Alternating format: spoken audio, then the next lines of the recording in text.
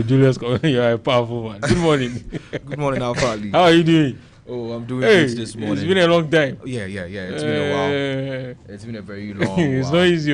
Yeah.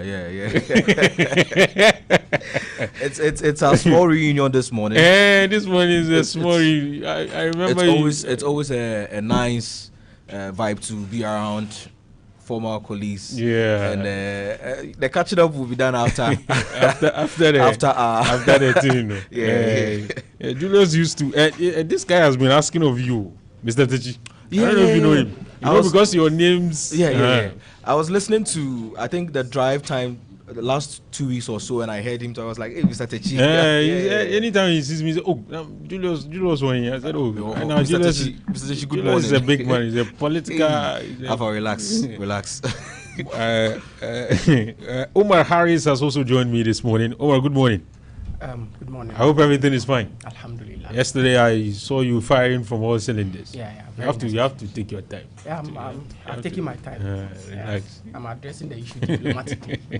I see. Let's get into the conversation this morning. And there's a conversation that NDC, for some people, you are becoming to some extent intolerant. That everybody that seemed to go against you or was not in support of whatever you were doing, or anybody you feel worked against you, you are trying all kinds of means to remove them. They mentioned the Chief Justice, the now gone Chief Justice. We all know that there is a petition to remove the EC chairperson and the deputies, and even special prosecutor, there's a petition against him. What's happening in Parliament currently? Some look at it from that angle, that this whole thing is an attempt by the NDC to silence or cow Afenyomakin into submission.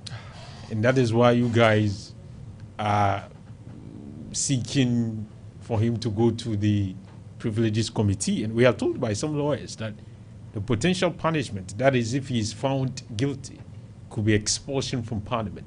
Some say, this is not necessary. You have all the numbers. Why are you trying to? It's not. We all need Afenyomakin to do what he's doing in Parliament. You don't need Afenyomakin's removal. Let me hear you in the next 10 minutes. All right, thank you very much, Alpha. Good morning to your very self, and good morning to.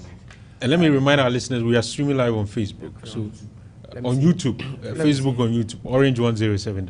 Let me say Juma Mubarak to every Muslim listening to us this morning. And then it has been a very trying moment now, but I know, inshallah, we shall ride and override this very troubling moment. And then, inshallah, the will of Allah and the will of the Constitution will prevail. Alpha, when questions like this come, I find it very difficult to understand. The overwhelming support and vote that the good people of Ghana give it to His Excellency John Dramani Mahama was premised on the back of a reset agenda. This morning when I entered the studio, Orange FM is undergoing a serious reset. When I entered, I saw like a snow, like things are not that well put in place. But it is expected by the time you'll be done with all the arrangement, everything will come back to normalcy and things will be much more better than it used to be yesterday. Is that not the fact? So when you are setting a system, even in the process of even formation of whatever, relationship it is, there are steps that you go through. You have the forming, norming, adjoining. There will be a whole lot before you settle down and begin to have a smooth operation. So the good people of Ghana should understand that the resetting that we are doing is not going to come on a silver platter. It's not going to happen unchallenged, without any troubles and then misunderstandings. But then when we are patient and believe in the research agenda that His Excellency John Dramani Mahama and the NDC government is doing, I'm very sure the good people of Ghana will see the light that we are seeing at the end of the tunnel. Why am I saying this? When an impression is created as though someone is after someone, because Alpha, as I said here, if you threaten me that you are going to get the police to come and arrest me, why should I be worried? So long as I know that I have not done anything to warrant any threat or to be scared of anything, What should be my problem? Issue about former Chief Justice Tukono. Everybody knows that it was not orchestrated in any party office. It is the will of the law. It is the constitution that was used. And up till today, nobody has been able to say or point to part of the constitution that has been breached throughout the process. It is just moral sentiment that people are raising. And then these are the same lawyers who will tell us that the constitution doesn't have a moral face. Up to now, the argument is based on morality and not on constitutionality. So people should understand. Yesterday, we were against the previous MPP administration that they turned the constitution of this country upside down. They were not acting in accordance with the constitution. So we told the good people of Ghana, give us the mandate and we would uphold the sanctity and restore the sanctity of the constitution. Okay. And the good people of Ghana has done that. So currently what we are talking about, so I have responded to the Chief Justice. It is lawful. There is none of them who has been able to pinpoint to one constitutional breach throughout the process up to today. All that they are raising is normal. It's just like losing a match. You know you've lost the match, but there will be some complaints, just like Chelsea beat Barca over the weekend. You know, they will be talking, but at the end of the day, they would understand. Once beaten, twice shy, go and sleep. That's all. You can't do anything about it. Again, with the issue of, electoral commission, a man who has served, who has worked diligently there, I think since 2014, and he was the man that the EC dragged to court. How do you know he has worked? Yeah, he spoke. The man has according to him, he has worked diligently. Okay. So the man has worked at the EC and he knows everything. And he is the man that the EC dragged to court over the issues of the missing DVDs and VCRs. And when the EC was even asked to come and defend its own case, the EC didn't do it. And the man actually won the case. And now the man is in court. Yes, he be ira. Sikani yewia. Obi a say wo fa sika no. Court a paper no ho so wo fa sika no. Na so still you hu obi a wo fa sika no. That is the situation here. So if the man has had a cause to call the EC on various counts, and then now we are going to look into the matter he's raising for the removal of the EC and the deputy. We need to look into the matter and establish if there are facts, if there are substance in what the man is saying, then the law works. But it is like some presumption that, oh, she's already gone. Just as they concluded that Arabatu Kono was already gone, and indeed she was gone. No, they said that you hatched this plan even before you won power, and some of your guys were even, of course, making the statement that suggested that if you come, these individuals will go. Alfa, whatever we are seeing is they feel it's an actualization of a plan that you hatched even before you won power. Alfa, so it's not surprising. You see, you can't rule a nation without a plan. You need to have. So you had a plan to remove these people. But then you think if they have not done anything, there are no substance, evidential issues against them, will be able to execute the plan, even if it is a plan. Do you think if there are no evidence, we didn't have solid grounds to actually succeed in doing this, do you think it would have worked? Ghana is a country that is bound, governed by laws. Okay. So there are substantive issues. So as maybe when Chairman to me is working and then he has not done anything and they say you are a jail candidate, does that mean that he's a jail candidate? We established the fact. It's as simple as that. So the ECDA, the man, may God bless him, today is Jim, I'll pray for him. And we are hoping to see the end of the matter. And we know, just as the MPP at a point in time, they were not also satisfied with the work of the EC. So don't make it look as though it is the NDC that is not satisfied with the work of the EC. Because at a point in time, Justin Kodia even complained about the conduct of the same EC. The MPP raised issues about her conduct. Ablekuma North. Yeah. Didn't they raise on issues? That specific issue he raised? Good. And they were on her. And there were other issues that they also had problems with her. Just as we also did have problem with her. Okay. So why is it that both political parties are all pointing, and not even the PNC, CPP, all of them are saying you are incompetent? Why? So make way. There are grounds. If the grounds are really genuine, go and let us, fill in the place with competent people. Because elections are very delicate. If you don't manage it well, it has a tendency of breaching the peace that we have in this country.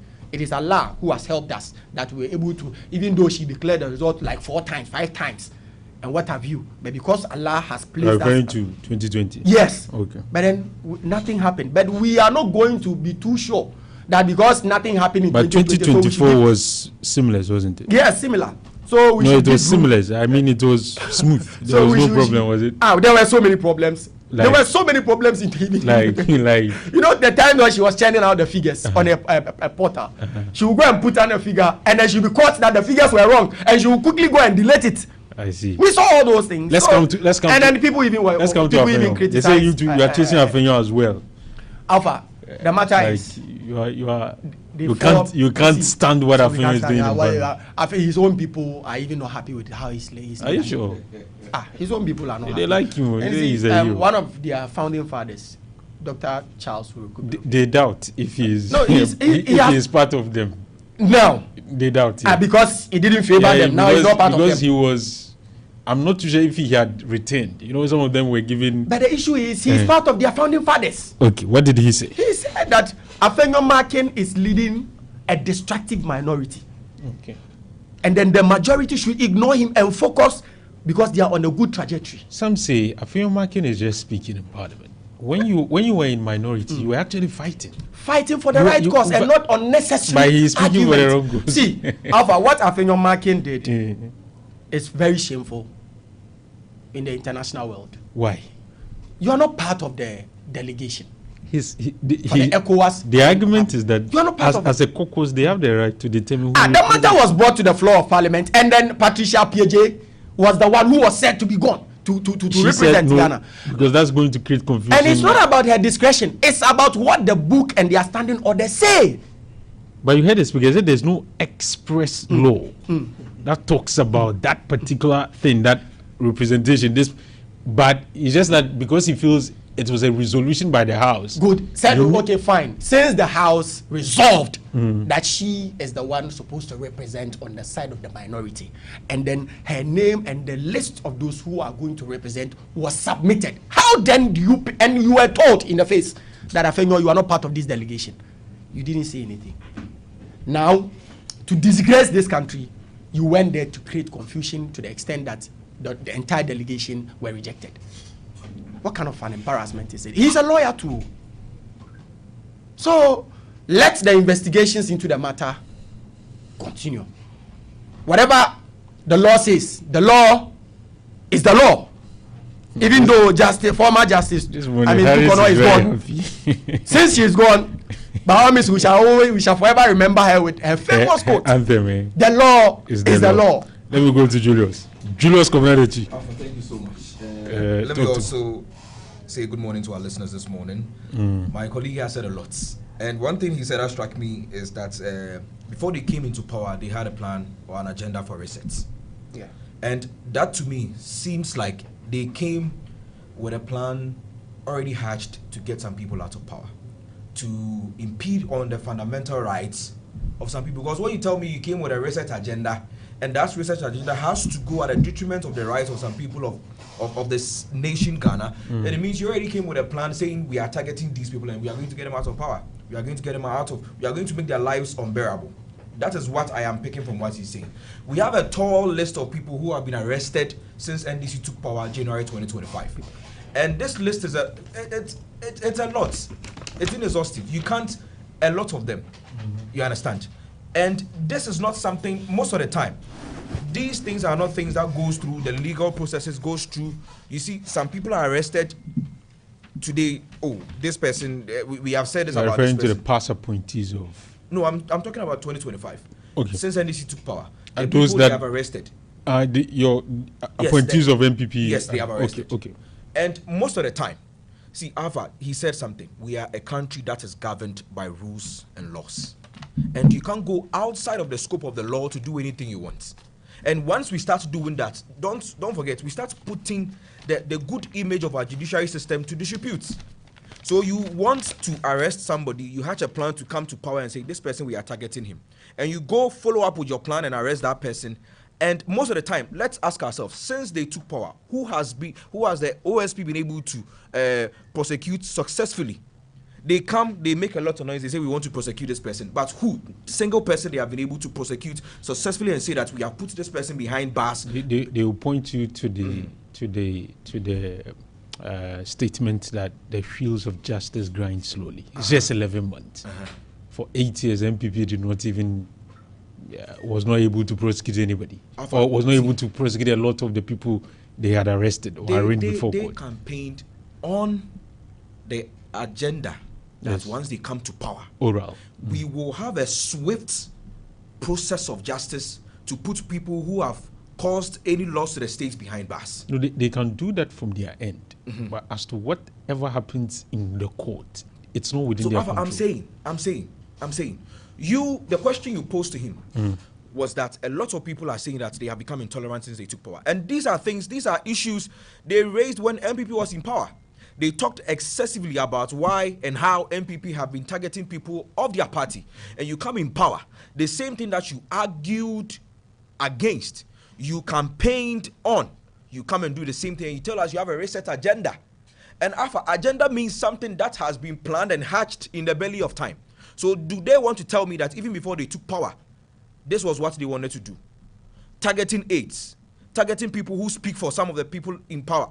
This is not the way that we should go. He makes the argument that at least for the CJ, the EC chairperson, the CJ petition has gone through successfully.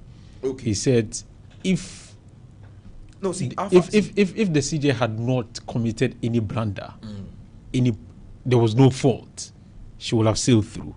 The fact that even if they planned, his argument is that even if we planned, it wouldn't have succeeded if the CJ had not committed some of these things that we talked about.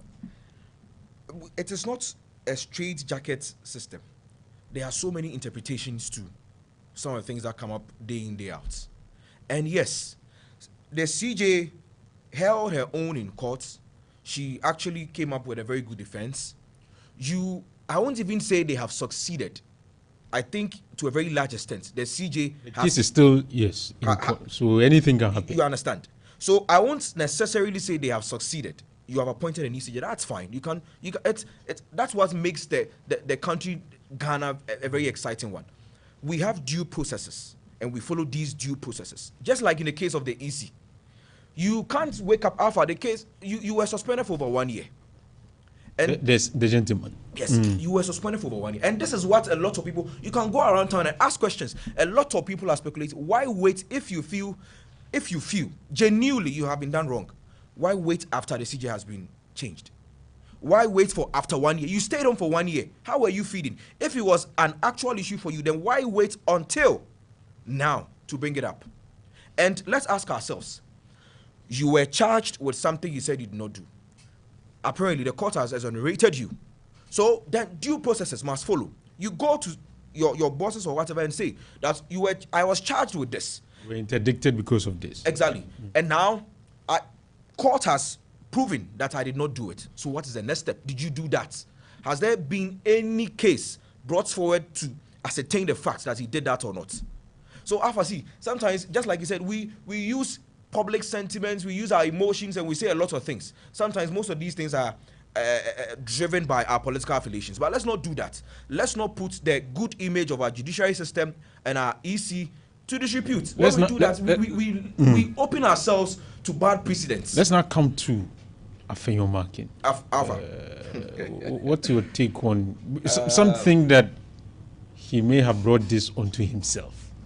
If he had listened to who? Obeyed exactly, the resolution of the House. Alpha, the resolution. This wouldn't have arisen in the first place. It's a glorified gentleman's agreement. That is what it is. I was listening to the speaker yesterday, and he said something that struck me. He quoted Eskime and said that the dignity of Parliament depends on the observation of issues, and the authority of Parliament depends on their enforcement. Alpha, let me ask you, is the ECOWAS Parliament a parliament or not? It is a parliament, ECOWAS Parliament. It is a parliament. Yes. So when the speaker said that the dignity of a parliament, you understand, the dignity of a parliament depends on their observation of their laws, and the authority depends on their enforcement. That also applies to the ECOWAS Parliament, right? Now let's go to the ECOWAS Parliament. Do they have their own set of laws? Do they have their own set of rules? They do.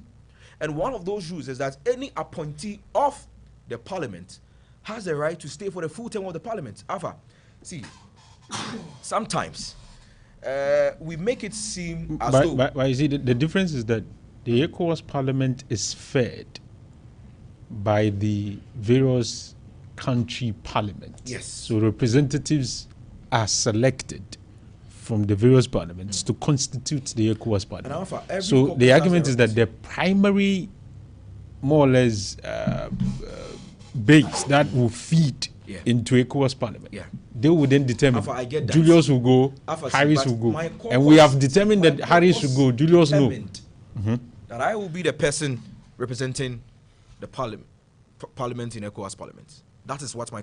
And don't forget that every caucus has the right to determine who represents, and my party has determined, my caucus has determined. You come and say, based on a gentleman's agreement, we have determined that another person should take your place. Based on what law? What have I done? And I want to... I will get there, but Alpha, let's not... He did not breach any rule. He has not done anything that will legally warrant his removal from the ECOWAS parliament. Unless if the NDC wants to point to anything that says, all they are saying is that you are here and you are here too. So let's make sure that someone else is also... However, his being in the ECOWAS parliament has not impeded on his working in the Ghanaian parliament in any way whatsoever. He is still delivering. And see, if you look at even the way he is working now, you would even think that he does not even have anything else doing. It seems as though what he's doing in the parliament now is his whole life.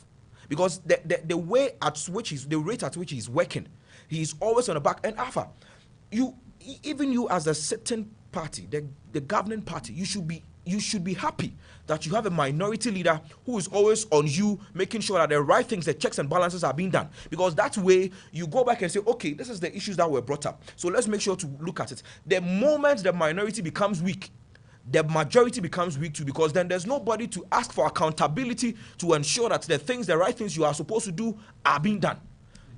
The speaker said yesterday, just like he said, that even though his conduct does not necessarily amount to contempt on a standalone express standing order that, but there's a broad... See, so when you extend it, you want to blanket the whole issue just to shut the man up. But I trust Afenyo Mark and I trust the MPP. We will not be intimidated in Parliament. We have no fear. We have no... See, we will do the things we are supposed to do. And I am sure that Afenyo, he has been called to the Privileges Committee. He will beat this easily. Because even I am sitting here, I know that this is for the lack of a better choice of word, a bogus case. And he will beat this easily. That's Julius Komunetich. I'll take 2 minutes rebuttals and then we'll make progress. Harris. Alpha. No amount of English and good vocabulary can embellish what is happening. The law is the law. What are you trying to say? My brother speaks very good English, so I'm sure he has excited. He's a presenter. Yeah, he has excited. He has a very good voice. And I think you should ignore this MPP politics and come and sit here at 2. Because we need people of his voice. So what I'm saying is, no government. How can you come and even seek the mandate of people without having a plan? You see the people who are doing the wrong things and are putting the image of the country into disrepute. You map up a strategy to get them out so that we correct the wrongs of yesterday. That is what we are doing. If we don't have a solid ground, if those things that they did are not in conformity with the constitution of this country, why not? That is what we are saying. None of them, the people he mentioned, or none of these issues that we are discussing, are issues that we just did or undertook without any substantive evidence. And then when they say people are talking, it's not anybody who is talking, or it's the same people, MPP. They are the ones who are talking. But then even the ones with good conscience, they are not even talking because they know that, look, we need to build a country. Because as right now that we sit here, the price of fuel coming down, is it affecting only me, Harris? No. Julius is also feeling it. The stability of the currency, he's also feeling it. So sometimes when things are not, I'm sure there are things that Afenyo does that Julius is not proud of. Currently, when you watch Afenyo's, posture, even on the floor of Parliament, he feels like nobody even makes sense on the floor than him. Yesterday, I watched when Patricia PJ Honorable was saying something. You could see that the man was not comfortable. I said, "Mami, Alfa, see, what is doing this? see, most of it, the last time when Honorable Abi from Tolon was talking, the last time he was like, sit down and listen, you know. I think Amaki was not comfortable. I was though like, I say, Germany and Germany, and we don't do things like this. We saw, we saw the leadership of the Honorable Chairman Sabosu. Was this how this man was doing his things? So the replacement was the recipe of the disaster that the MPP is undergoing through in Parliament. The MPP feel that if you are criticizing their leader, it means that you have an interest. We don't have any interest. Because they seem to like him. Why are you guys? Why do you? Who told you that they seem to like him? They say they like him. See, why are they fighting the Honorable Patrick Buama that he's not supporting what Afenyomakin is doing? And most of them have been calling him a hypocrite, and he's not an NDC. He's not an MPP. Why? Why? Because the man has decided to prioritize his integrity over pertinent issues. So they don't like him because they feel like he's supposed to be supporting everything that they are doing. So I don't think it's something that we Julius, 2 minutes.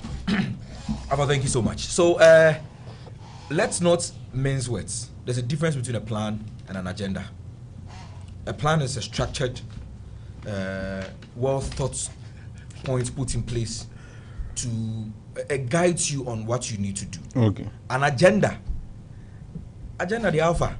Say you know, because we be agenda boy. What's your say? And it's agenda 111. Is No, Harris, relax. See, there's a on say. I want to bring. I want to know because if you criticize the word agenda right now. No, relax. You have 2 minutes. When it comes to words, Alfa, context matters. You used the word agenda in a context that seems to me as though you hatched the plan and said you were targeting people. To me, that's how it sounds. And I'm sure to a lot of lay people, that's how it sounds like. And speaking about the conduct of Afenyomakin in Parliament, you need a leader, especially how in this current circumstance. Exactly. We have a minority now. We were in power then. We have a minority now. So we need a leader who is strong-willed to lead the party to make sure that we are not bullied and intimidated in Parliament. And that's exactly, see, he said that if he thinks I have issue, I don't have any issue whatsoever with you like him. Exactly. I don't have any issues whatsoever with the way Afenyo is doing in Parliament. I think that as a party MPP where we are now, that is the right. That's the kind of leader you we require. need. Because if we have a leader who is not able to question the majority on key issues in Parliament, then what we'll do is that we go and sit in Parliament every day and do and come back. And that's not what we need now. Yes, you have the majority, you have the numbers, but it does not mean that anytime anything comes up in Parliament, we should shut up and just let you do what you want to do. And that's exactly what Afenyo is doing. Okay. Bringing up Patricia Page. No, you don't. What you're doing is assuming based on how he was. What maybe you can't characterize his demeanor and say that it means that he's being intolerant to his own members. No, you don't do that. You are assuming. And that's not the right thing to do. Okay. Unless if he has come out of his mouth, unless if he has done anything to substantially say that that is what he wanted to mean. Alfa, we can't do that. Please, let's respect. Let me read some messages before we come to our next. This one said, "My name is Imran. When I heard your gentleman speaking, what I did was to check on your Facebook Live to see their faces. I'm amazed that these are young people, but they are really making my day. It's like he's enjoying the debate.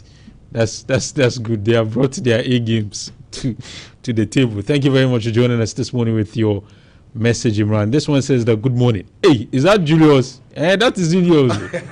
Yeah, no, he has changed profession.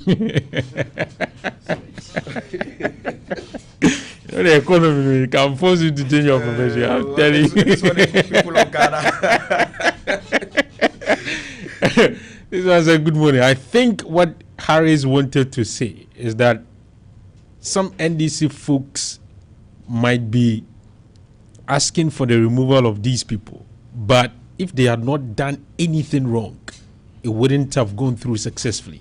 The point is, you commit your mistake, and if of course your opponent leverage on it, then it is your fault, not their okay. Thank you very much. This one said his name is Kek. Okay, Kek, good morning, and thank you very much for sending us. your WhatsApp message. You can send me voice note as well. And you can send me WhatsApp. I'm told that we have some messages on Facebook too. We'll read or share it with the rest of our listeners. Okay, let me see if I can. This one says that watching from the sweetest sides of Detroit, Michigan, in the USA, Driana Rose. Driana, Julius, do you know her? This one there, I'm thinking it could be your person. She's listening from where? She said Detroit, Michigan. No. It's not, because not long ago you went there, so I thought maybe. Yes, but I was J. Opadimo from Kumasi, Swami. Government is not a joke. It is a serious business. Now, NDC government have realized Nanado government was doing a great job. Greetings to lawyer Chirichi, Deputy Secretary Ashanti Region, Dr. Baumia Chairman Odeno Kwakwapia, and some other people. Okay, thank you very much. You can continue sending in your messages. We'll read them for you. Let me go to Julius. Julius, let's deal with this issue of what's happening in our schools. Wesley girls, there's an issue in court currently.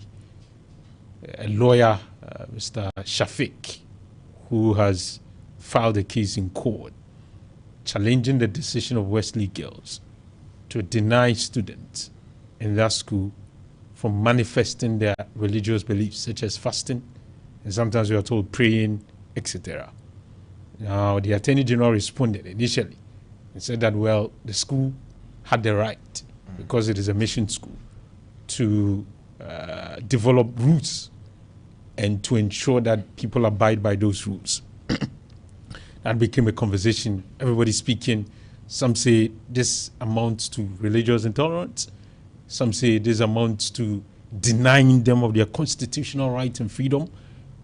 But some also said, no, it's a mission school, so they have the right. Let me hear you. Alpha. What's your stance on this matter in the next 7 minutes? Alpha, thank you so much.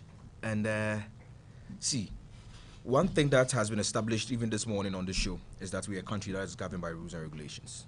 And the moment we start blurring the lines, we leave ourselves to bad precedents, just like I said before.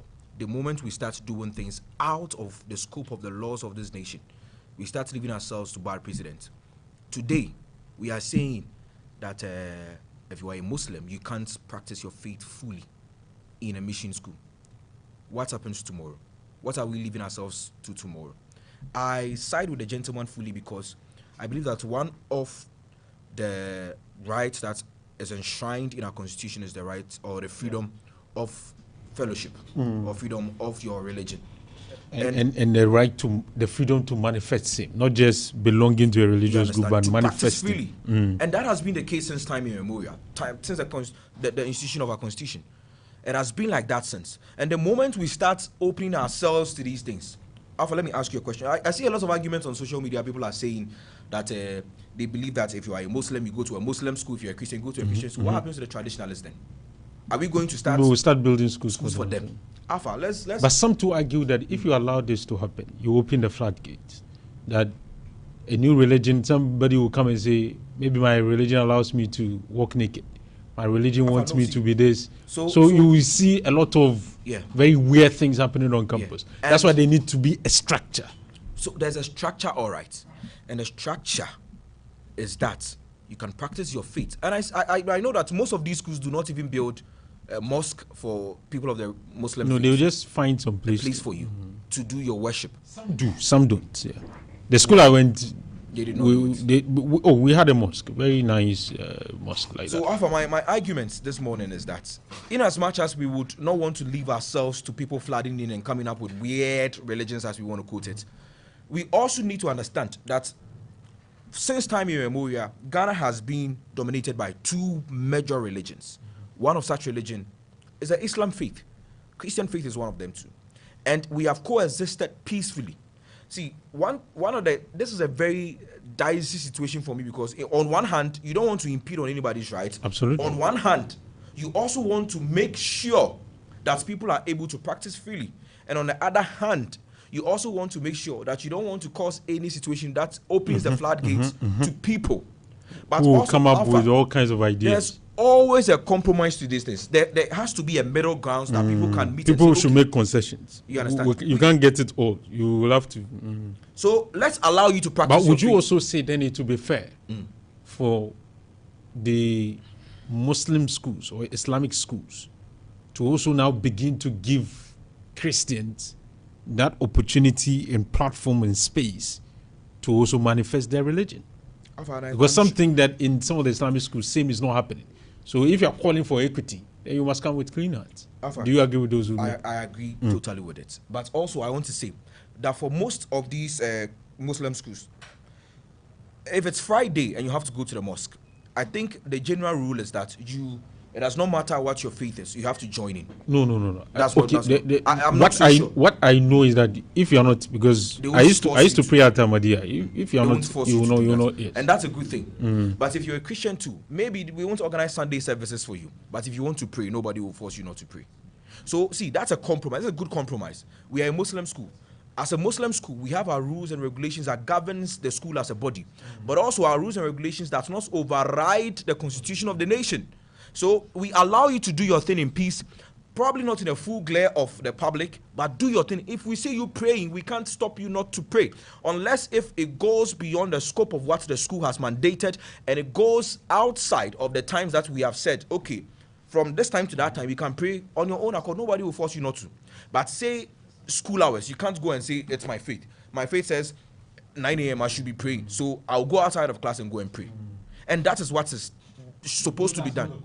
You always have to come to a compromise and make sure that people are doing things the right way. The moment we start blurring the lines and start infringing on something, today is a petty right, tomorrow it can be something bigger, and then we leave ourselves. But some argue that it's an educational facility. You went there to learn. So just learn, and then when you go to maybe your dormitory, you go and do your religious activities. So that would make sense if it applies to every single student on campus. If we are saying it's a Christian school, then Christians are not allowed to pray on campus. They should come and learn. Because we used to have, I don't know, the school I went to, we used to have worship on Wednesdays or so in the morning. Even my school, there was a period. My school every morning. Everybody will go. Assembly will sing. Meet, It does not matter what your faith is. Yeah, you will have to join. You will be part. And sing. I was a Muslim, but I was going to be singing and dancing and giving correction. And I went to Kumasi Academy. You come with your hymn book every morning. If you don't come with a hymn book and say it's because I'm a Muslim, that's where it won't fly. Yeah. So you see, Alpha, unless if we are going to say that nobody, regardless of what your faith is, you can't practice, go back to your dorms after school. When you have your own siesta, when you have your own time, you can then pray whichever way. Then it applies to every student. So nobody can cry foul. But the moment when we allow people to practice freely and allow others not to do the same, then we are almost towing towards the lines of segregation based on religious faith. And I think based on precedents in other nations, we see what is happening in Nigeria now, other nations in Africa. It is not a path we want to tow now. I think we need to put our foot on the ground, and I don't side with the Attorney General on this one, Alpha. I believe that there should be a compromise. Going straight forward to say that because it's a mission school, or missionary school, they can do whatever they please. There are laws or rules and regulations that governs the school does not override the constitution of our nation, Ghana. And I believe that we should allow people to practice their faith fully, although there should be some compromises not to create any further instances in the future. Somebody wants me to ask you, when did the transition happen? Because it's like the analysis is similar. I've always asking when did you? Okay, Harris, you I know the stance you, but I want to hear from you. What's your stance on this? You disagree with your government? Julius have spoken very, very civil and very honest and straightforward. His comments are very unequivocal. And then I commend him for setting the record straight, because irrespective of, we might have our own internal rules and regulations, but no rules or law is bigger than the 1992 constitution that we all abide by. So anytime your own internal arrangement or internal rules conflict with the constitution of Ghana, yours become moot. And let's respect that. The most painful aspect of this whole discussion, that is seemingly becoming a tug of war between Muslims and Christians, was needless and avoidable. Yeah. In the first place, the missionary schools are in partnership with government. What is partnership? Meeting of the minds, building consensus that this is where we want to go.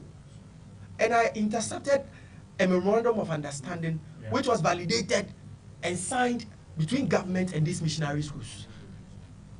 And they agreed on point G and on point H that Muslims should be allowed to fast in the schools. And then it is not obligatory for the mission school to do anything to enhance that, but then they should just allow.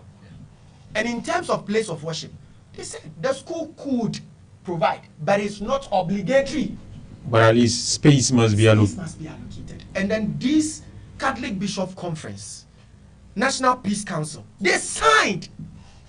So what is this betrayal to the very Some argue that we Muslims too are becoming hypocritical. How? Because number one, in our schools, we don't allow Christians to converge and worship. We don't allocate them space for that purpose. And so whilst we are calling for equity, we must begin to also come with clean hands in our schools as well.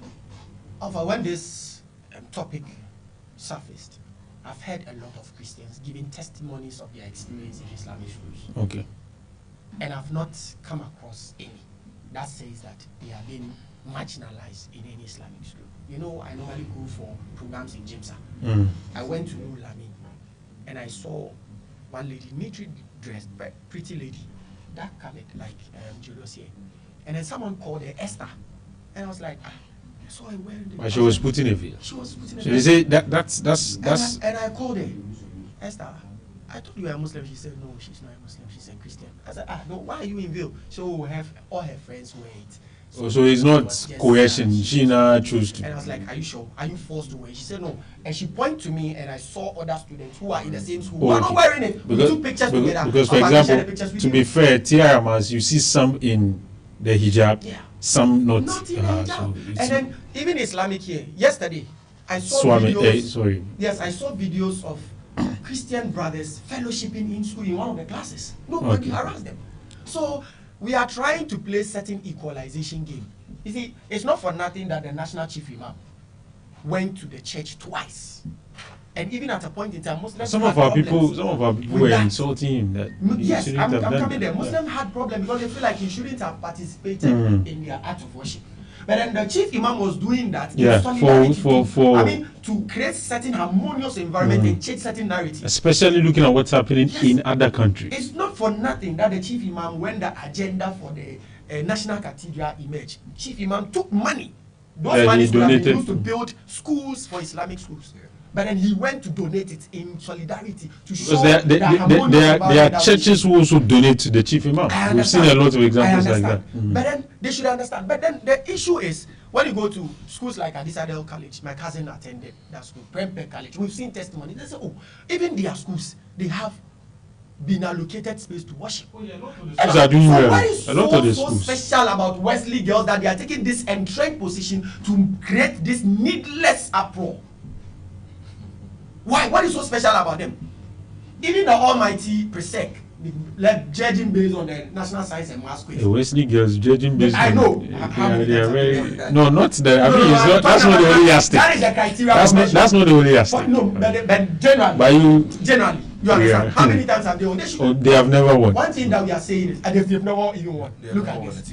And those who are feeling tolerance, sometimes when they come for this quiz, you see how the gelling chemistry between, brothers. So what, the Wesley girls are doing, they should know that what they are doing is just a recipe of needless misunderstanding or enmity, because people are very passionate when it comes to religion, myself included. What they are doing is not right. Yeah, we need to. I remember back we need to be dispassionate and one of the about things that I want to use this platform to settle is, I don't understand the marginalization of Antoine Senior High School. That's my alma mater. When they are talking about the schools that give permission for Muslims and Christians to coexist, then they are saying, and they are not mentioning Antoine. How dare these people? Unfortunately, the name of your school, it has some. It's problematic. It has no. It's not problematic, but you know. Back in the days when we go to inter-colleges, we have this sports master, Asheboy. Like the Shrine Town, there is no my fan Shrine Town. He was my teacher in Kumaka. Easy. He taught me, I think, one of the subjects. So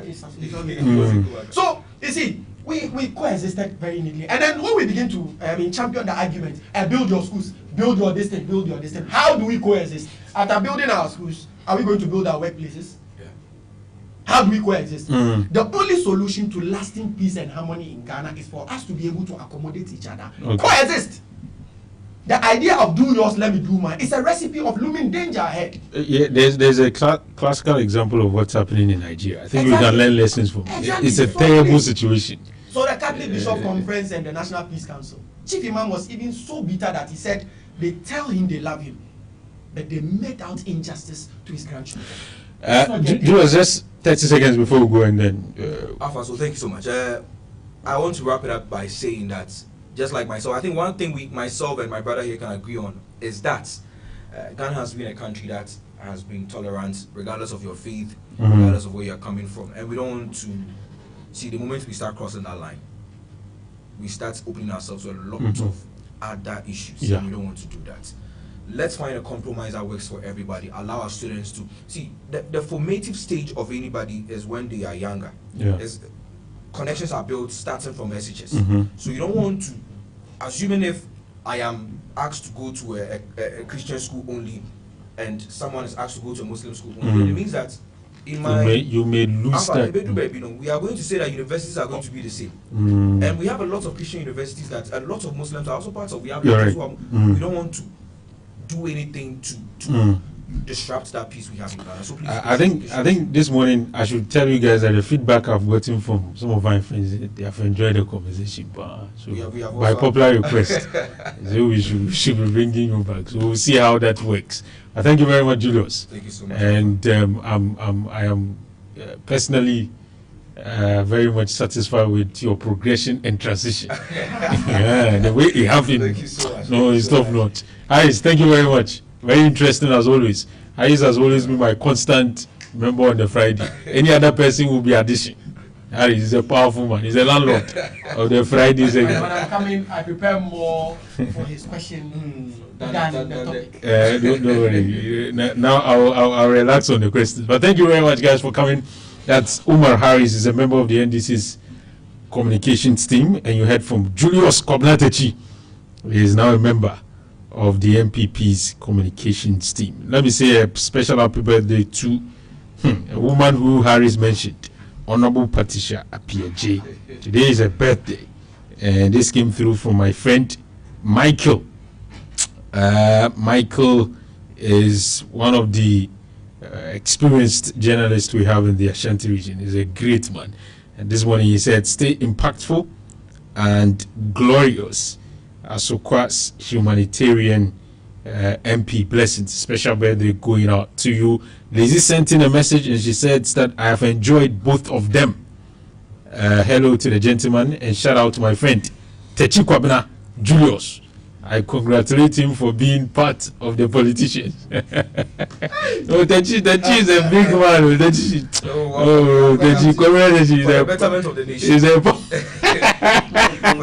to contribute to nation's development. Yeah. No. Sometimes you need to have the guy you used to work with us has come.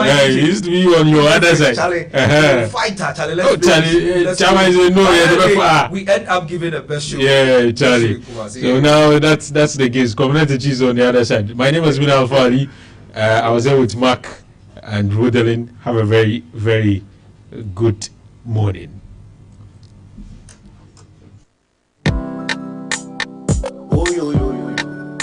It's too late. Me, I see me, Penny, because I'm why I see me.